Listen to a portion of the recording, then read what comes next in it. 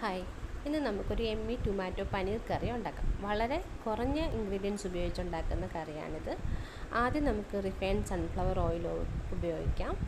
ചൂടായതിന് ശേഷം അതിനകത്തോട്ട് ചെറുതായി അരിഞ്ഞ സവാള, അതിനോടൊപ്പം തന്നെ പച്ചമുളകും ഇട്ട് വഴറ്റുക.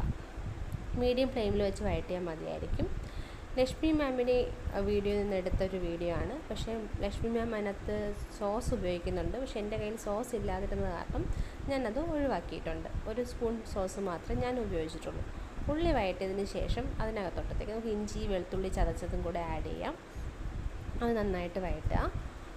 അതിനുശേഷം ഇതിന് പ്രധാനമായിട്ട് ആവശ്യമുള്ളത് ടൊമാറ്റോ മിക്സിയിൽ വെച്ച് അരച്ചെടുത്തതാണ്. ഒരു വലിയ ടൊമാറ്റോ അരച്ചത് അതിലോട്ട് ആഡ് ചെയ്യാം.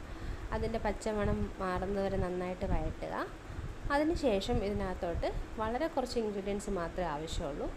1/2 ടീസ്പൂൺ മഞ്ഞൾപ്പൊടിയാണ് ഇടേണ്ടത്. ആദ്യം മഞ്ഞൾപ്പൊടി ഇട്ട് അതിൻ്റെ പച്ചമണം മാറിയതിന് ശേഷം 1 table spoon Kashmiri chilli powder. വേറെ ഗരം മസാല ഒന്നും ഇതിനകത്ത് ആവശ്യമില്ല. പിന്നെ 1 കപ്പ് വെള്ളം ഒഴിച്ചു കൊടുക്കാം. അത് നന്നായിട്ട് തിളച്ചതിന് ശേഷം കുറച്ച് ആവശ്യത്തിന് ഉപ്പ്, പിന്നെ 1 ടീസ്പൂൺ പഞ്ചസാര, പിന്നെ സോസ് എൻ്റെ കയ്യിൽ ആകെ 1/2 ടീസ്പൂണേ ഉണ്ടായിരുന്നുള്ളൂ. 1/2 ടീസ്പൂൺ പെപ്പർ പൗഡർ കൂടെ ഇട്ട് തിളപ്പിക്കുക. നന്നായി തിളച്ച് ഗ്രേവി ഒന്ന് കുറുകിയതിന് ശേഷം പനീർ ആഡ് ചെയ്ത് കൊടുക്കാം. പനീർ ഇട്ട് തിളപ്പിച്ചതിന് ശേഷം പനീർ വെന്തതിന് ശേഷം നമുക്കിത് ബൗളിലോട്ട് മാറ്റി ചൂടോടുകൂടി തന്നെ സെർവ് ചെയ്യാം. ചപ്പാത്തിയോടും റൊട്ടിയോടൊപ്പം കഴിക്കാൻ പറ്റിയ വളരെ നല്ലൊരു പനീർ കറിയാണ്. വളരെ പെട്ടെന്ന് വളരെ ഈസി ആയിട്ട് ഉണ്ടാക്കാൻ പറ്റുന്നൊരു കറിയാണ്. മല്ലിയില കൂടെ ചേർത്ത് നമുക്കിത് ഇളക്കാം.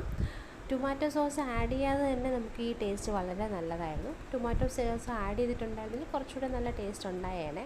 പക്ഷേ ലക്ഷ്മി മാം പറയുന്നത് ഒരു 5 ടീസ്പൂൺ സോസ് ആഡ് ചെയ്യാനാണ്. പക്ഷേ എനിക്ക് സോസ് ഇല്ലാതിരുന്ന കാരണം ഞാനൊരു 1/2 ടീസ്പൂൺ മാത്രമേ ആഡ് ചെയ്തിട്ടുള്ളൂ.